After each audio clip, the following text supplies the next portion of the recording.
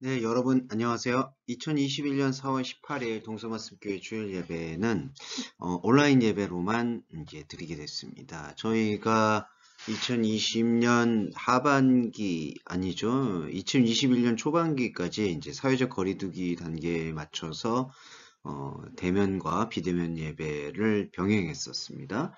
이제 그러다가 저희가 이제 공간 이전을 하게 됐습니다. 그래서 이제 공간 이전을 하게 된 관계로 이번 한 주는 온전히 온라인 예배로만 드리게 되었습니다. 또 공교롭게 지난주에 저희가 골로새서에 대한 이야기를 거의 다 나누었던 것 같아요. 그래서 오늘은 옥중서신을 주제별로 좀 정리를 해서 에베소서, 빌립보서, 골로새서 이 세 가지 바울이 남긴 옥중서신에 대해서 살펴보는 시간을 갖도록 하겠습니다. 먼저 문헌적으로 이 옥중서신이 갈리는 게 다른 옥중서신도 이제 있을 수가 있지만 그 바울이 거의 순교에 임박했던 시기에 쓰여진 글들도 이제 이 옥중서신의 의미 안에 같이 포함이 되는 것 같아요. 에베소서와 빌립보서, 골로새서가 그렇죠. 또한 교회를 생각하는 어떤 개별적인 마음의 그 집요함과 집중력이 또한 발휘되고 있는 것이 이 세 가지 서신이라고도 볼 수 있고, 그런데 이제 무엇보다 놓칠 수 없는 건 우리한테 주어지는 그 영적인 말씀의 깨우침이 있죠. 여기서 제가 영적이다라고 얘기하는 것은 우리의 어떤 기존에 갖고 있었던, 그러니까 2000년이라는 그 역사 시간 동안 기존에 갖고 있고 당연한 것으로 알고 있었던 인간의 신을 향한 생각들의 고리와 견고한 진을 하나님이 허락하신 예수 그리스도의 말씀으로 흩어내고 새로운 방향을 제시한다라는 점에서도 이 세 가지 서신의 집중력과 탁월함은 단연 빛을 발한다라고 평가할 수가 있었죠. 그래서 저희가 이제 그 몇 달이죠. 거의 이제 6개월 정도 소요되는 것 같습니다. 반년이라는 시간을 할애해서 이 세 가지 서신에 대해서 집중했다라고 먼저 서두에 말씀드리고 싶고요. 또 하나, 우리가 이제 옥중서신을 읽을 때, 특히 바울서신을 읽을 때의 포인트를 어디에다가 방점을 찍어야 되느냐라고 봐야 될 것 같아요. 먼저 이거를 설명을 드리고 오늘은 간략하게 키워드별로 세 가지 서신의 특징을 좀 소개해드리는 시간을 갖도록 하겠는데요. 자, 바울의 인생에서 가장 중요한 지점과 사건은 무엇이었을까요? 저는 두 가지 사건이라고 생각을 하는데, 하나는 스테반의 순교 자리에 방관자가 아니라 사실은 적극적 결정자로 남아 있었던 것이 첫 번째 사건이라고 생각이 듭니다. 네. 스테반의 순교 사건에서 바울이 동조한 모습은 분명히 사도행전에 기록되어 있죠. 근데 이제 단지 문헌학적으로 봤을 때 그것이 동조만의 차원을 넘어서서 적극적 결정과 참여에 집중했다라고 우리가 평가해 볼 수가 있겠습니다. 두 번째 사건은 다메섹 도상에서의 비늘이 씌워지고 비늘이 벗겨지는 사건과 우리는 찾아볼 수 있을 것 같아요. 두 번째 사건에서의 필요성은 마치 예수님의 십자가 부활 사건과 매우 유사한 맥락을 지닙니다. 그 다메섹 도상에서 눈이 멀었을 때 들었던 바울의 신비체험, 나는 네가 핍박하는 예수다라는 그 신비체험은 그에게 어떻게 보면은 처음이자 마지막 신비체험일 수밖에 없어요. 그 음성이 들렸다라는 것은 외부적 사건인데 바울은 그 외부적 사건으로 인해서 또 하나의 외부적 사건이 눈을 멀게 되는 사건이 발견됩니다. 그리고 어느 순간 다시 눈이 떠지죠. 이게 예수님의 십자가 부활 사건과 왜 유사하냐면은 현상계에서 일어날 수 있는 모든 신비적 체험의 총체가 바울한테 그 음성을 들었던 사건과 눈이 멀었던 사건에 의해서 완전히 못 박혀진 거예요. 현상계에서 일어날 수 있는 신비 체험의 모든 건 알파와 오메가는 그렇게 집중된 것 같습니다. 그리고 다시 눈을 뜨게 됐죠. 자, 그랬을 때 바울의 행동 변화가 어떻게 됐을까요? 현상계에서 자신이 할 수 있을 법한 모든 인식과 사고방식의 정지를 맛봤던 거죠. 근데 그게 바로 우리 인간의 측면에서의 십자가 사건의 경험과 동일합니다. 예수 그리스도의 십자가 사건의 본질은 뭘까요?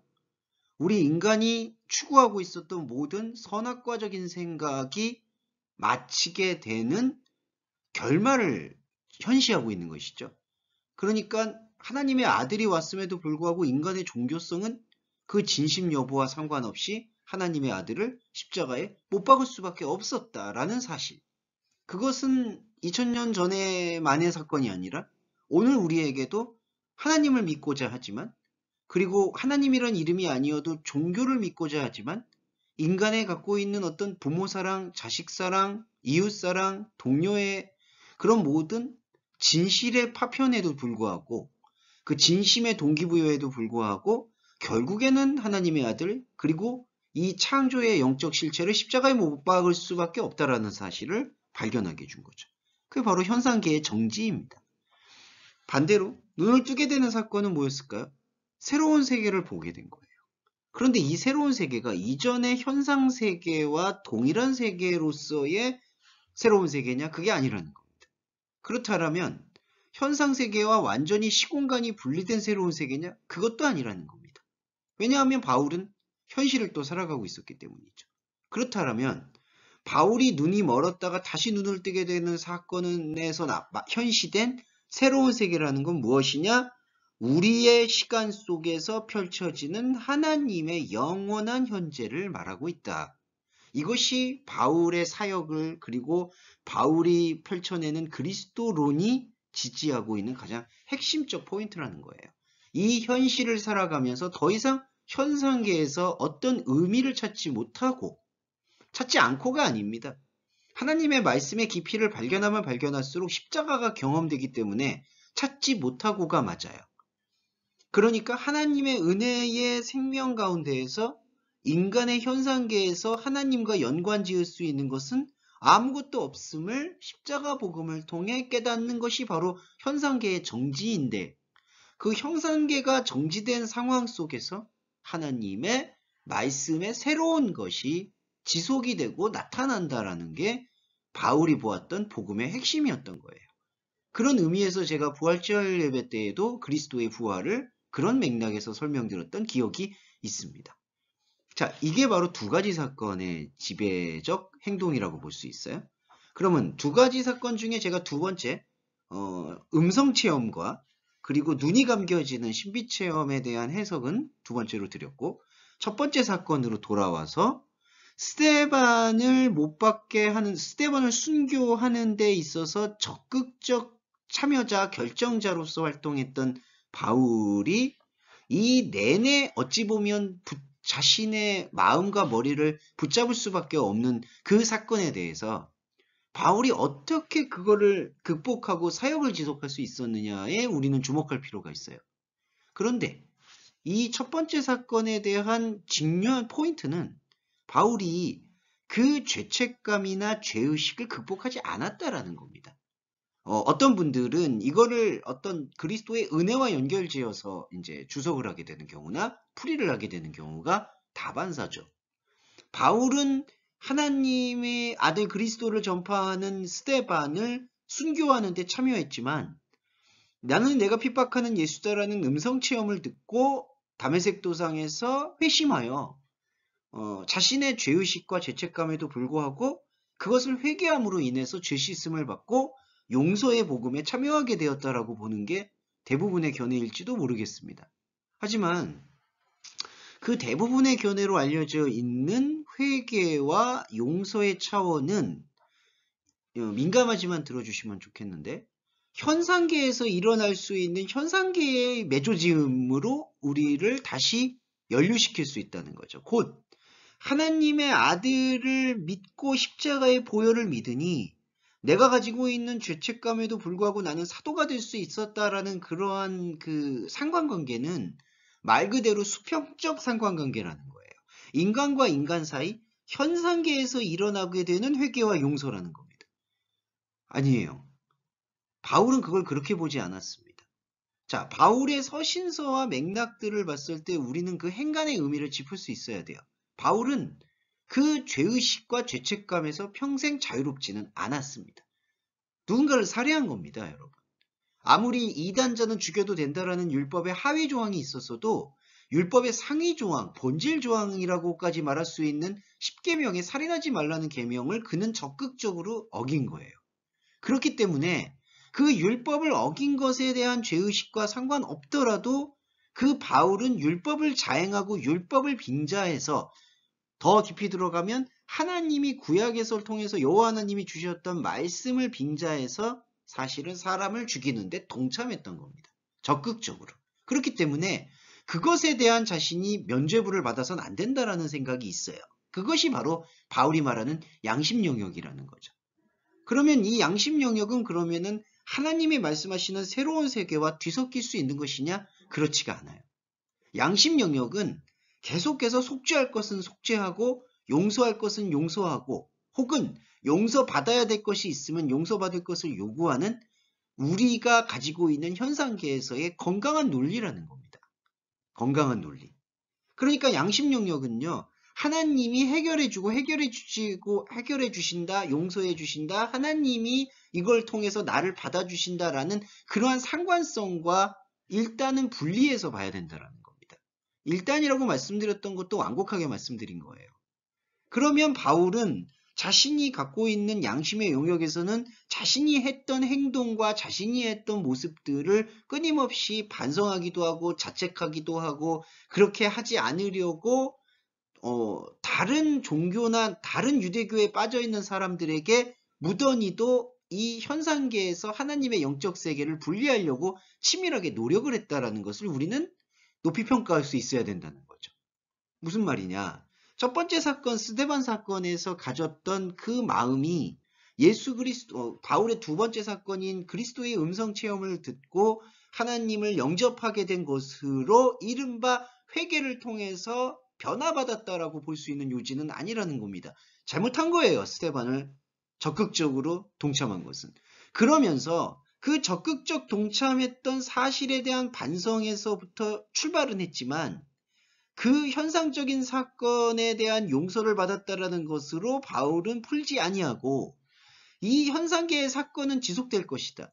나의 희노애락은 지속될 수 있을 것이다 라고 견지를 하면서도 그 안에서 그러니까 현상계의 영적 세계 분리되는 게 아니라요. 현상계의 시간이 지속되는 그 상황 속에서 영적인 세계가 나타남, 곧 현시되는 것에 주목을 하면서 몸된 교회가 그 안에서 성취되고 회복되어진다라는 새로운 발견에 집중하고 바울 자신이 집중하고 그 집중의 복음을 서신서로 정리한 것이라 우리는 평가하고 집중해야 된다는 거죠. 그러니까 이 영적 상관관계는 현상계의 상관관계와 얽히는 부분이 아니에요. 우리가 전통적으로 깊이 들어가서 보면 성경 전체의 주제는 거룩입니다. 그런데 거룩이라는 단어, 헬라어로 보면은 하게오스가 되겠고 히브리어로 보면은 차디크, 제가 지금 또 하나 있는데 파달적 기법이다 이렇게 표현할 수 있겠는데 거룩의 키워드의 본질은 분리예요. 분리라는 게 수평적 분리를 얘기하는 게 아니라는 겁니다. 그러니까 현상적 분리는 선과 악, 심판과 저주와 복, 그리고 구원과 지옥 뭐 이런 식으로 이분법적 논리를 가지고 있는데 성경 말씀에서 말하는 분리는 차원의 분리예요. 그러니까 인간이 갖고 있는 저급하다, 무용하다라는 뜻이 아닌 그냥 인간에게 주어진 땅의 차원에서 하늘의 차원이 보이는 상태. 그래서 땅의 차원과 하늘의 차원이 분리되는 상태. 그게 바로 차원의 분리라는 겁니다. 그게 거룩의 행위예요. 바울이 주목한 것은 바로 그 거룩의 본질이었던 겁니다. 자, 그 서두가 많이 길었지만 이게 바울의 서신과 바울의 신학 그리고 바울의 신앙을 이해하게 될 때 가장 중요한 키포인트가 될 것 같다. 정리해볼까요? 바울은 첫 번째로 스데반 사건에서 느꼈던 현상적 양심의 가책은 계속 품고 갔다. 반성할 것은 반성하고 화해할 것은 화해하면서 현상세계를 추려나갔다라고 보고요. 두 번째로 바울이 본 것은 새로운 세계였다. 몸된 교회였다. 그런데 그 새로운 세계와 몸된 교회는 현상계의 정지와 현상계의 정지를 지지하는 예수 그리스도의 십자가 사건에 대한 신앙 고백을 바탕으로 이루어졌다. 곧 현상계를 발딛고 현상계에서 하나님의 영적 말씀을 발견한 게 아니고, 또 하나 현상계를 적극적으로 지음으로써 이른바 영지주의적으로 하나님의 세계를 발견한 것도 아니다. 결국 현상계 안에서 완전한 영적 세계를 발견하면서 현상계를 영적 세계를 발견할 수 있는 생명의 질그릇으로 활용했다라고 정리해 볼 수가 있다는 거죠. 자, 그 정리의 맥락을 가지고 오늘 세 가지 서신을 살펴보겠습니다. 자, 에베소서에서 여러 가지 에베소서의 좋은 말씀들과 흐름들이 있죠. 그런데 첫 번째로 에베소서에서 가장 중요하게 본질로 봐야 되는 것. 그러니까 우리가 이제 서신서를 읽을 때도 하나의 주제가 있겠죠. 에베소서의 전체적 맥락에서 바울이 이 서신을 통해서 가장 확고하게 이야기하고 싶었던 것이 무엇인가를 우리는 한번 추출해 볼 의무가 있어요. 제가 본 견지에서는 에베소서의 본질은 바로 이 4장 1절과 6절의 가르침이라고 생각을 합니다. 그리스도의 하나를 말하고 있다. 물론 이게 소유격이 적절한 표현은 아니에요. 그리스도의 하나가 이제 그리스도가 소유한 하나라고 했는데 이거는 제가 제목을 잡느라고 임의로 지은 것이고, 그리스도의 하나라기보단 그리스도 예수의 본질을 만난 자는 필연적으로 하나다라는 것을 좀 강조하는 부분이죠. 곧 에베소서는 그 키워드가 하나에 집중되어 있어요. 1절과 2절과 3절에서부터 연결되어지는 것을 한번 묵상을 해보면, 주 안에서 갇힌 내가 너희를 권하노니 너희가 부르심을 받은 일에 합당하게 행하여 라고 표현이 되죠. 지난 설교 때를 이제 뒤집어서 복귀해 보셔도 되겠지만 오늘 복귀는 간단하게 해드릴 것 같아요. 주 안에서 갇힌 나라는 건 두 가지 의미가 있겠죠. 옥중서신에서 이제 옥에 갇혀 있다라는, 감옥에 갇혀 있다는 상태에서의 자신의 현실을 반영한 것이기도 하지만, 본질적으로는 주님의 말씀 이외에는 다른 것을 볼 수 없었게 된 나. 이제 그게 조금 더 강조점이 돼요. 거기서 조금 더 깊이 들어가면 그 퀴리오스라는 주님의 인간적 개념의 해체가 하나님 말씀으로서의 주님을 대체한다. 이제 이런 개념들이 이제 우리한테 들어오니까 그건 이제 별도로 묵상을 하시면 좋을 것 같고요. 자, 주님 안에서 주님만 볼 수밖에 없던 나라는 겁니다. 겸손과 온유라는 것은 바로 이 거룩의 행위 중에 하나예요. 차원을 낮추신, 겸손이 차원을 낮췄다라는 의미로 풀이가 되기 때문에 차원을 낮추신 그리스도와 그 그리스도가 현상계 어디에서도 통한다라는 의미. 근데 오해하지 않으셔야 되는 게 그리스도가 우리의 삶에 적용이 된다는 얘기가 아니에요. 이 온유라는 게 이제 플렉시빌리티라는 그 의미하고 연동이 되니까 그렇게 표현드리는 건데, 오히려 그 반대예요. 현상계 어디를 살아가도 그 어디를 현상계와 부딪혀도 부딪히거나 충돌되거나 상관성을 맺는 게 아무것도 없다라는 뜻입니다.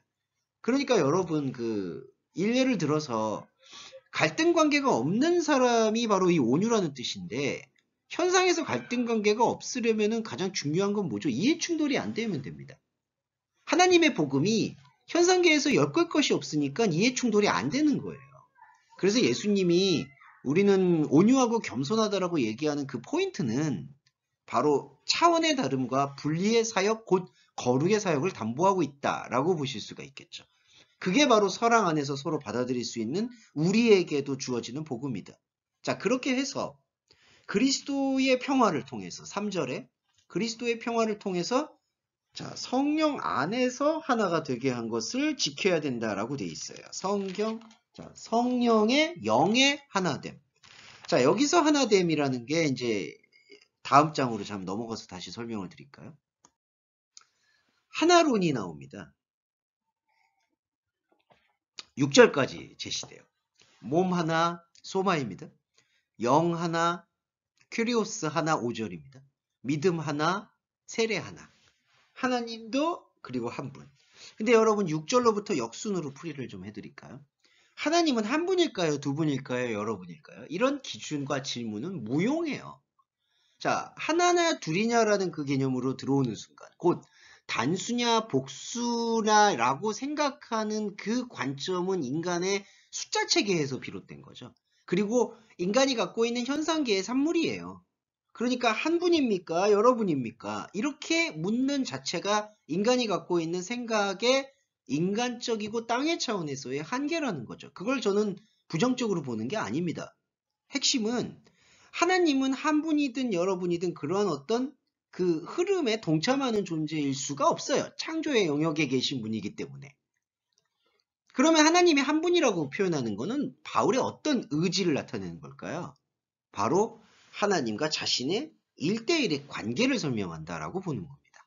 그러니까 이때 관계는요, 여러분, 인간과 인간 사이에 맺는 증명과 시험의 관계인 수평적 관계를 얘기하는 게 아니라 이른바 수직적 관계, 차원의 다름에 있어서 유일하게 나와 소통하고 나한테 생명의 말을 건네줄 수 있는 영역과 존재를 하나라고 표현했다라는 거예요. 그래서 우리가 표현을 하자면 하나님의 아들 예수 그리스도 외에는 구원을 이룰 수가 없다라든지 구원이 발견되지 않는다라는 의미가 유의미하다면, 그걸 유의미하게 말씀으로 받아들일 수 있어야 한다면 바로 이 에베소서에서 말하는 바울이 생각하는 하나의 개념, 곧 하나님과 나의 관계에서는 오직 하나다. 예수 그리스도의 화평이신 그리스도의 말씀을 통해서 이게 강조가 된다는 거예요. 그런 의미에서 하나가 강조가 되는 겁니다. 그러니까 여러분 여기서 인식하셔야 되는 건 관계에서의 하나라는 거. 그러니까 모든 게 하나다. 단수와 복수로서의 하나다. 그걸 얘기하는 게 아니라 하나님의 말씀을 듣는 순간 우리는 그 관계에 있어서는 하나의 존재일 수밖에 없다.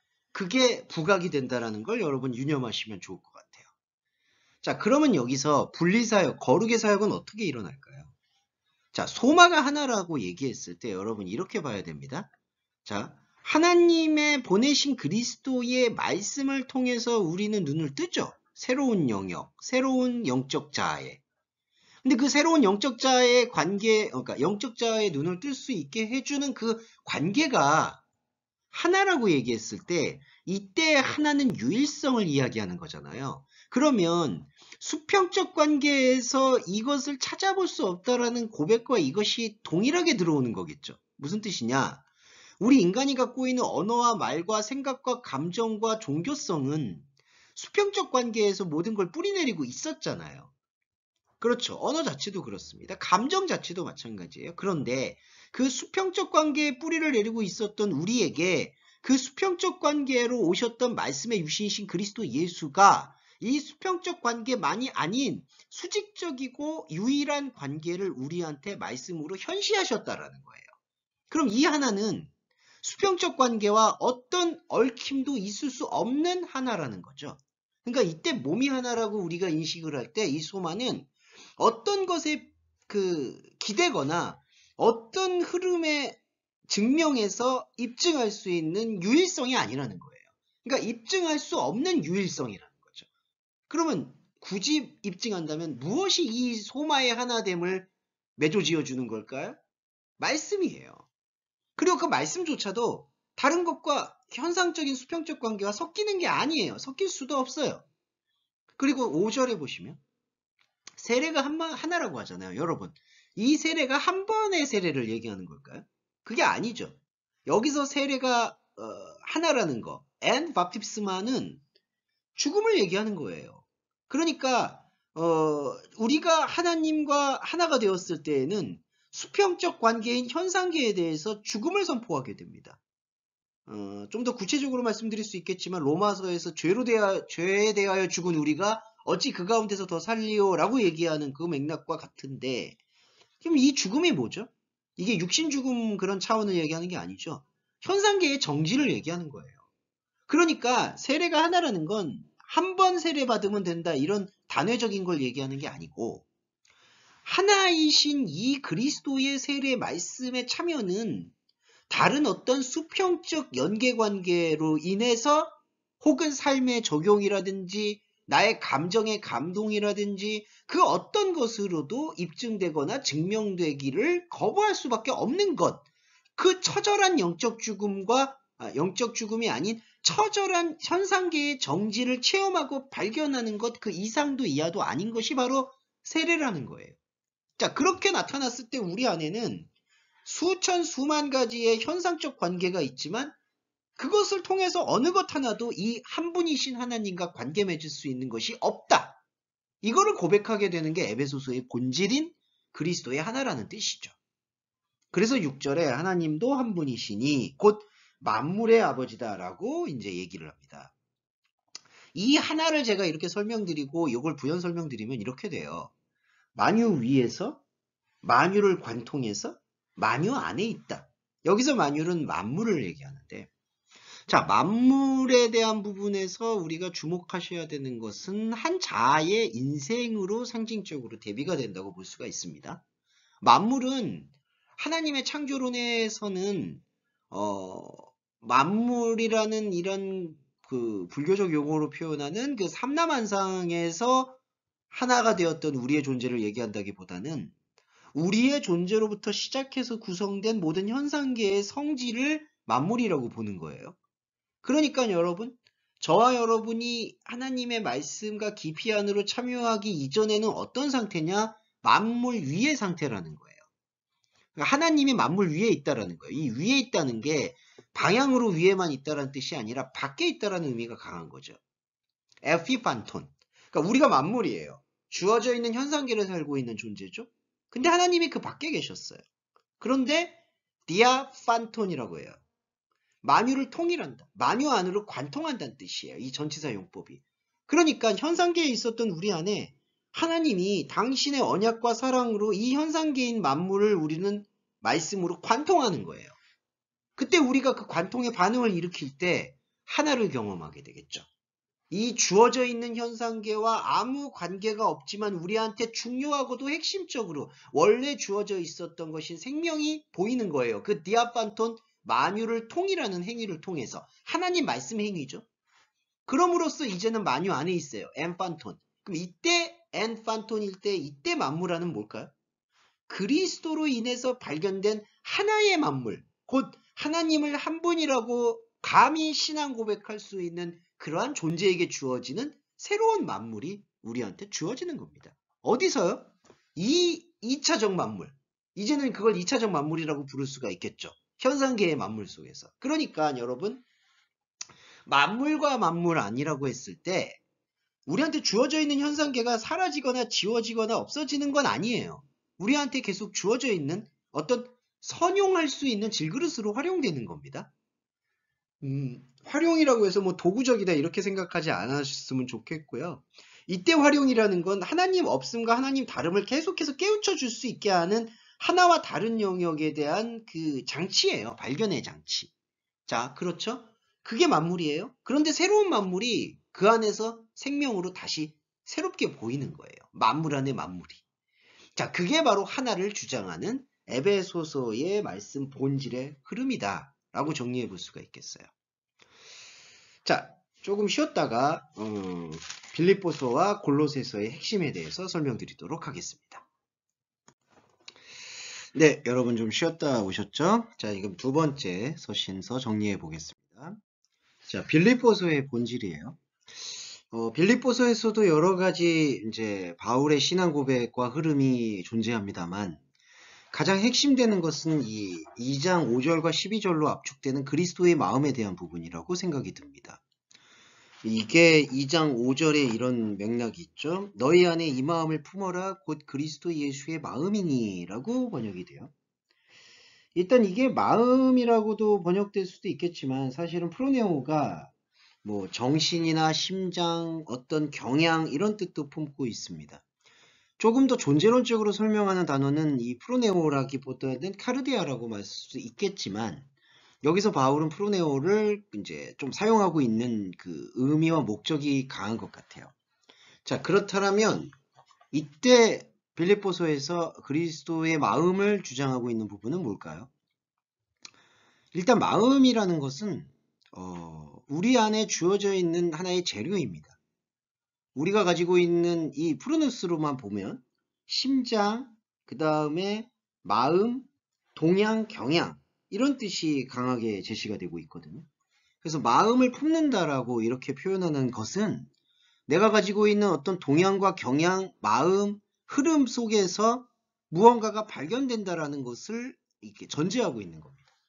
그러면 우리가 가지고 있는 이것을 혼적인 재료라고 하는데 그 혼적인 재료 안에서 예수 그리스도의 그것이 발견될 수 있도록 하여라 라고 주문을 하는 게 지금 바울의 권면이 되는 거예요. 그러니까 뭐 명령법은 아니더라도 이제 이 권면으로 볼 수가 있겠죠. 그런데 이 권면의 핵심에서 우리가 무엇을 추출할 수 있어야 되느냐? 자, 이제부터 좀 중요하게 제시가 되는 건데 우리 안에는 이 혼적인 자아가 갖고 있는 마음, 동향, 생각, 감정들이 이른바 하나님의 새로운 것을 받아들이고 변화를 일으킬 수 있는 이른바 교두보를 가졌다라는 거예요. 그러니까 그리스도 예수의 마음이라는 카르디아적으로 해석을 해보면 우리와 하나님 사이에서의 이 온전함을 추구할 수 있는 것은 우리와 하나님 사이에서는 실질적으로 아무것도 없다. 그러니까 내가 하나님을 이해하거나 받아들일 수 있는 것은 실질적으로 없다라고 볼 수밖에 없는데 하나님이 그리스도 예수를 보내셔서 그리스도 예수에 대해서 우리가 리액션을 할 수 있게 되어지는 그 필드가 바로 이 프로네오, 마음이라는 거죠. 그러니까 우리가 그리스도 예수를 역사적으로 분명히 경험했잖아요. 그리고 구약에서도 그리스도 예수가 역사적으로 현현하지 않았을 뿐이지 그리스도 예수의 활동과 흐름과 스토리는 계속 이어지고 있었죠. 자, 그게 리액션들이에요. 우리가 가지고 있는 어떤 이른바 삶의 반경 속에서 그런 리액션들이 일어났던 겁니다. 바울도 마찬가지고요. 그런데 그렇게 일어나고 있는 리액션이 온전히 수평적인 상관관계를 가져서 하나님한테 상달되는 영광의 도구가 되어지나요? 그게 아니에요. 근데 중요한 게 이 마음인데, 그리스도의 마음인데, 우리가 그리스도 말씀 육신을 통해서 우리의 희노애락과 우리의 인식과 우리의 지식 속에서 그리스도를 느낍니다. 체험을 해요. 그런데 그 체험한 것을 기반으로 해서 새로운 것으로 나아가냐? 그게 아니에요. 그 체험한 자체에서 우리의 생각이나 우리가 가지고 있는 고백적 자아가 멈춰버려요. 그게 십자가 죽음이죠. 그 다음에가 변화입니다. 그러니까 그리스도 예수의 마음을 품으라는 이 맥락 안에 함축되어 있는 뜻은 그는 하나님의 본체나 하나님과 동등됨을 취할 것으로 여기지 않았다. 종의 형체를 가졌다라고 되어 있는데 이건 지난번 설교에서 동등됨을 취할 것으로 여기지 않았다라는 것이 조금 반대 개념으로 번역됐다라는 걸 말씀드리고 싶어요. 그리스도는 하나님과 온전함으로 우리 안에 들어와서 우리의 혼적인 자아라고 할 수 있는 우리의 마음의 개념 안에 하나의 영적 충격을 일으켜요. 그러니까 자기를 비워 종의 형체를 가지다 사람들과 같이 되어서 사람의 모양으로 나타나서 자기를 낮추시고 우리한테 그 다음에 뭘 제시하셨냐? 8절에 죽음의 순간이 있는 동안 우리로 하여금 듣게끔 하셨다. 복종하셨으니라는 것. 곧 그게 그리고 다나투스 데 스타우로 십자가의 죽으심으로 번역이 되죠. 자, 풀이를 해볼까요? 6절을 보면 하나님의 아들이요 하나님 그 자신이신 그리스도는 자, 이거는 번역과 원문의 의미가 조금 반대된다라고 말씀드렸죠. 하나님 그 자신의 본령의 속성을 가지고 말씀의 육신이 돼서 나타났어요. 그런데 자, 말씀의 육신이 돼서 나타나신 그리스도를 만약에 하나님의 본체 그 자체로 우리가 받아들이게 되면 감당할 수 있을까요? 뭐 감당을 한다, 감당을 못한다의 영역을 아예 뛰어넘겠죠. 그래서 그는 우리의 말과 우리의 마음으로 나타난 거예요. 그러니까 본성은 하나님 그 자신인데 우리한테 모든 거에 하나님의 본성에 대해서 완전히 비우고 사람의 모양으로 나타나서 표현한 거예요. 그래서 우리가 반응을 일으킬 수가 있는 거죠. 예수님의 복음, 예수님의 행동, 예수님의 사역을 통해서. 자, 그렇게 반응을 일으키는데 그 반응을 일으키게 되는 것이 이제 완전히 하나님의 아들 예수 그리스도가 자기를 비워서 나타났기 때문에 가능한 거잖아요. 그런데 그렇게 자기가 가지고 있는 본체성을 비워서 우리한테 나타내서 하나가 되었는데 자, 우리 안의 마음이라고 할 수 있는 우리 안의 충동과 경향과 심장과 정신은 그 모든 걸 비워낸 하나님의 아들을 십자가에 못 박는다는 거예요. 자, 이게 바로 우리 생각과 우리 경험의 정지를 말한다라고 볼 수가 있죠. 십자가 경험. 자, 죽기까지 복종하셨다라는 건 그분이 복종하셨다라는 의미도 되겠지만 우리에게 그거를 보여주신다라는 의미가 되겠죠. 죽음의 순간까지. 자, 이때 죽음이 십자가겠는데 그 십자가 죽음이 예수님의 육신 죽음에 강조점을 두는 게 아니라 우리가 가지고 있었던 하나님의 본성에 대한 인간적 자아와 인간적 마음의 리액션의 전부를 보여줬다라는 겁니다. 그러니까 6절에서 예수 그리스도는 하나님의 본체를 그대로 가져왔는데 그 본체를 그대로 가져온 것에 대한 표현은 그 본체에 대한 어떤 표현도 하지 않고 인간이 갖고 있는 땅의 표현으로 그거를 그대로 나타낸 것 뿐이에요. 그런데 그렇게 나타내서 우리의 마음에서 하나의 접점을 일으켰지만 그 접점을 일으킨 결과가 무엇이냐? 십자가라는 거죠. 그래서 우리는 5절로 돌아와 보면 너희 안에 이 마음을 품어라 라고 얘기할 때 일단 1차적으로 인간의 감정적인 상상력 속에서 그리스도 예수의 따뜻함, 온유함, 이런 마음을 품으라는 부드러움, 이런 마음을 품으라는 것은 일단은 1차적 해석이 되겠고 2차적이고 본질적 해석에서 마음을 품으라는 것은 우리가 가지고 있는 이 혼적인 재료 안으로 근본 하나님이신 분이 근본 하나님의 말이 아닌 인간이 가지고 있는 말로 들어와서 우리한테 지금 표현해주고 있다는 것에 주목해라 라는 뜻입니다.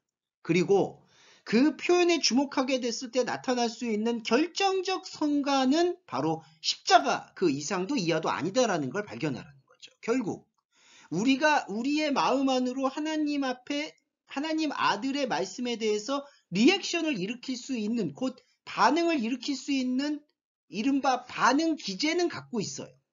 그런데 그 반응 기제를 통해서 우리가 하나님의 영광을 어떻게 발견했죠?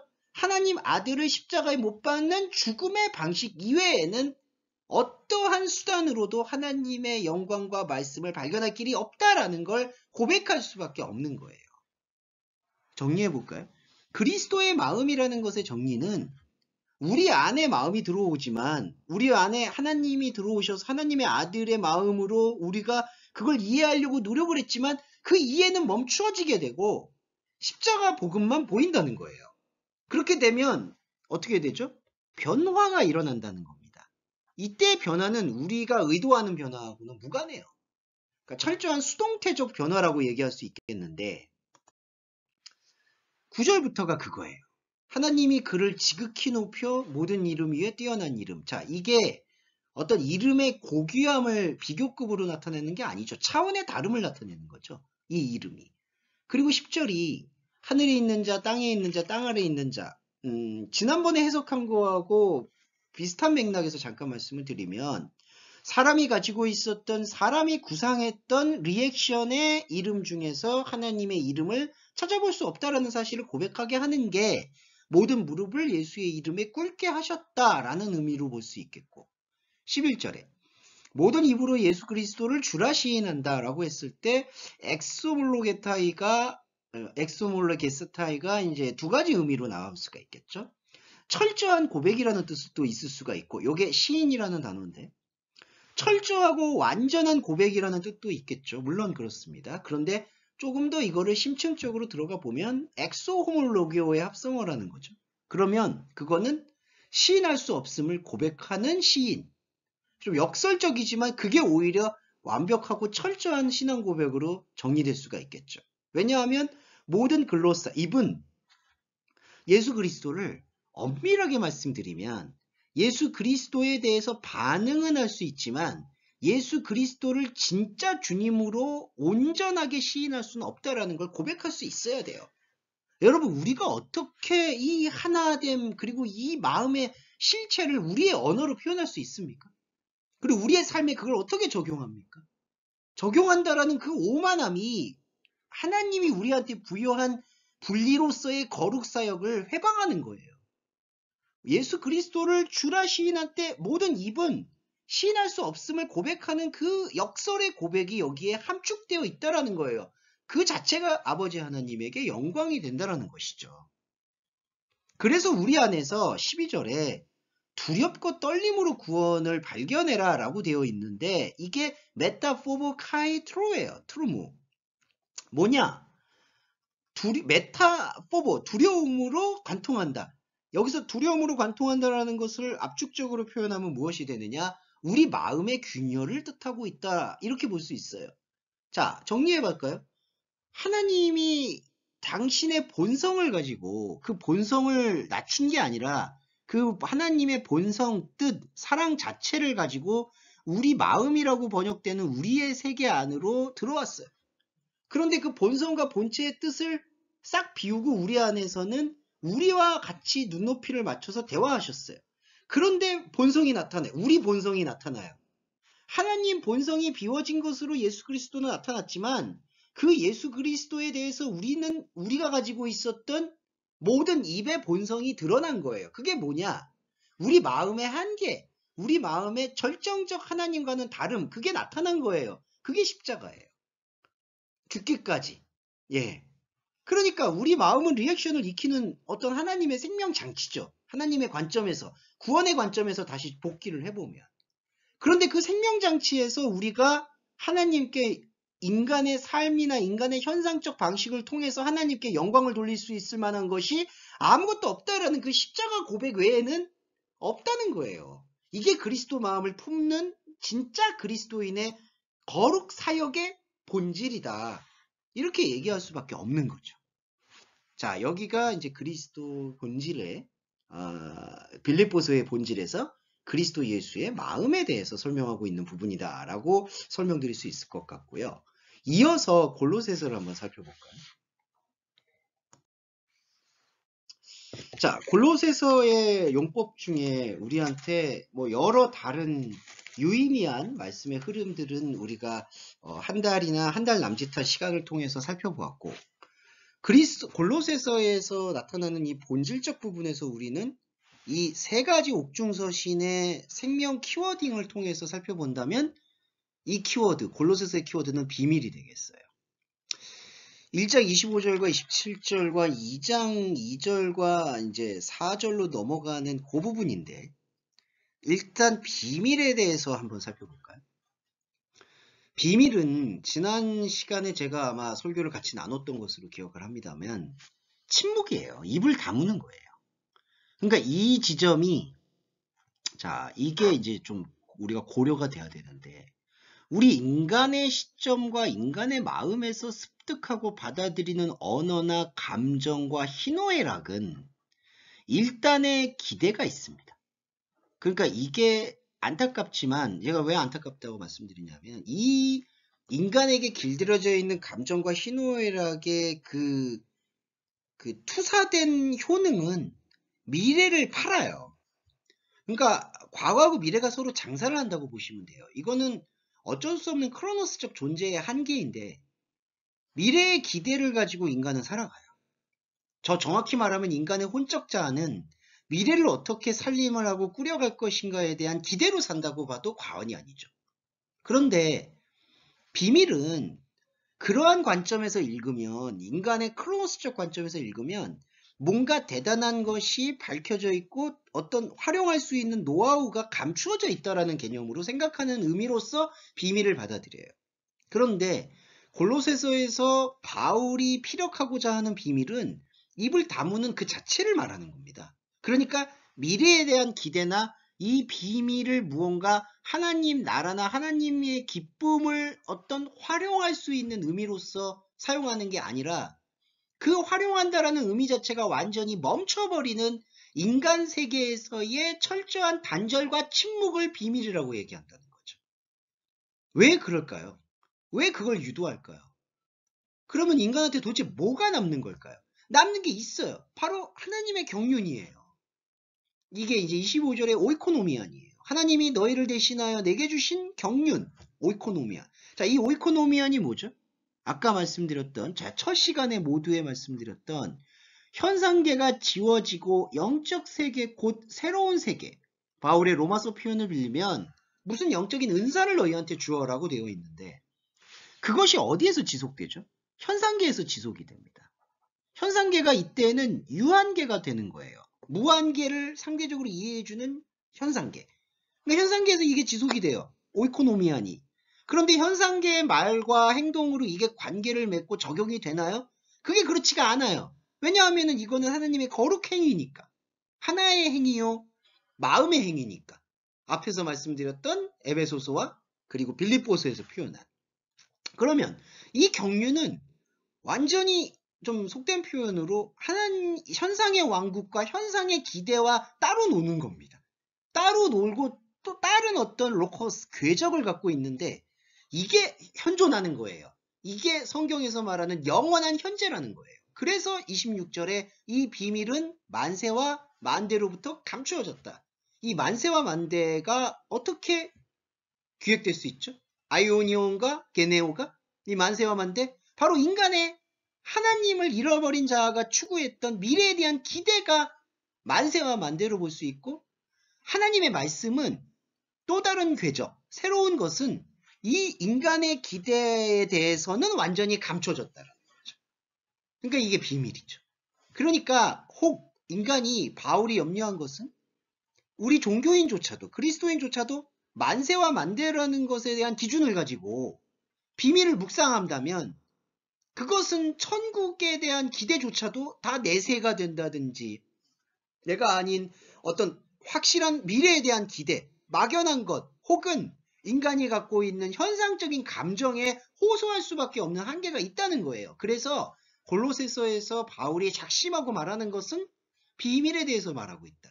이 비밀은 인간의 세계와 인간의 관계에 대해서 더 이상 입을 열지 못하게 되는 말씀의 완전한 거룩함을 뜻하고 있는 거예요. 그러면 이 거룩함을 우리가 입을 다물면서 성취가 되면 기대가 다 없어지는 거냐? 아닙니다. 이 기대는 이제 영원한 현재 속에서 녹아내리는 거예요. 자, 다음 볼까요? 자, 영원한 현재 안에서 녹아내릴 때 우리는 2절에 보시면, 이게 2장 2절인데요. 하나님의 비밀인 그리스도를 깨닫는다는 거죠. 하나님의 비밀인 그리스도. 자, 그러니까 아까 우리가 에베소서와 빌립보서를 통해서 다 정리를 해볼까요? 에베소서를 통해서 우리는 현상의 수평관계를 통해서 연관되지 않는 유일한 수직관계인 하나를 발견을 해요. 관계의 고리를 이제 그리스도인은 유한한 세계를 살고 있지만 하나를 발견한 존재가 되는 거죠. 자, 그 하나를 발견한 존재가 어떻게 추동력을 가지고 이 삶을 지속하느냐? 마음으로 지속을 하는데, 그때 마음이 뭐냐? 영적 화학작용으로서의 마음이라는 거죠. 사람의 재료와 인식과 감정을 통해서 이 말씀을 만나지만 결국에 우리가 고백할 수밖에 없는 것은 십자가 복음 외에는 없다라는 것을 고백하게 되는 게 바로 마음을 품는 상황. 그렇게 하나를 관계 맺고 그 하나를 지속할 수 있는 마음을 통한 십자가 고백을 이루어지게 될 때 우리는 현상의 세계에 대해서 내가 의도하든 의도하지 않든 말씀으로 인해서 입을 다물게 되면서 동시에 내 안에 새로운 길을 열어놓고 있고 새로운 몸을 우리한테 언약 체계로서 떠올릴 수밖에 없는 그 바로 그리스도, 그걸 우리한테 현시하게 나타난다는 거죠. 현명하고 확실하게. 이거를 우리는 부정할 수도 없습니다. 여러분, 핑계댈 수도 없어요. 이 그리스도가 말씀을 통해서 깨달아지는 그 순간 3절에 지혜와 지식의 모든 보화는 감추어집니다. 여기서 말하는 지혜와 지식의 모든 보화가 뭐죠? 인간이 수평적으로 활용해서 기쁨을 맛보려는 모든 하나님 말씀 차원에서의 허무함, 그건 다 입을 다물게 되는 거예요. 하나만 말씀드리고 싶은 게, 돈이 있잖아요. 뭐 우리가 경제적인 걸 다 떠나서 그 교환 가치로서의 돈은 다 수평적 알고리즘에 의해서 주어지는 것들이죠. 그러면 돈이 많고 적다라는 개념에서 이건 여러분에게 허무한 것을 말씀드리라는 게 절대로 아닙니다.